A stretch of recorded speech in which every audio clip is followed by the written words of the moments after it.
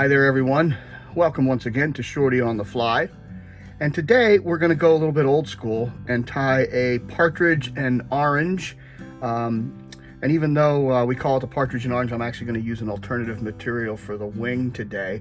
But let's go ahead and get started. This is not a difficult one at all. For demonstration purposes, I'll be using a size 14 dry fly hook. You can take this down to 16 or 18 if you're so inclined. And for thread today, I have orange 6/0 Danville. In the old days, they used to use Pearsall's silk, but that's a little hard to come by. And this is a little bit easier to work with anyway. I'm taking just a few wraps to get my thread started, and I've got a reason for that. And let it hang like that. Now I'm going to tie in a little gold wire. And we want to be kind of particular about how we do this.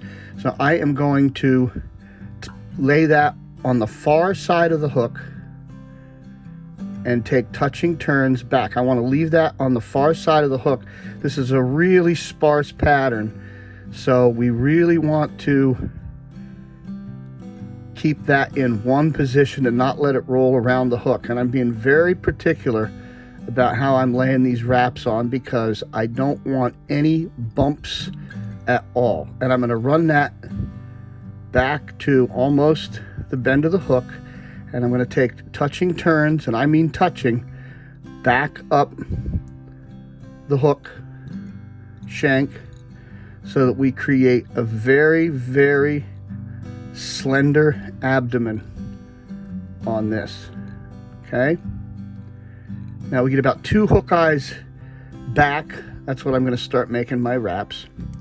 We want these even on a size 14 hook. 5 wraps looks about right to me. Very even. Now capture it with your thread. Make sure that's in there good. And then we'll just helicopter that off.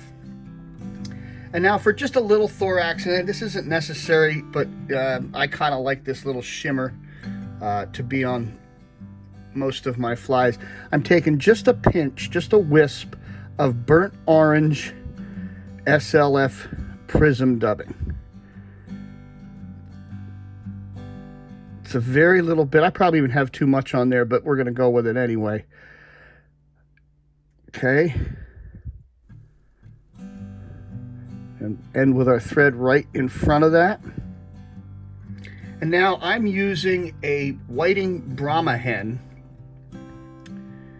And the reason I am, it's a little bit easier to work with, and it's quite a bit cheaper than Partridge. And it creates pretty much the same effect. Now what I'm going to do here to prepare to tie this in is I'm going to pull back from the tip like so, and then I'm going to come in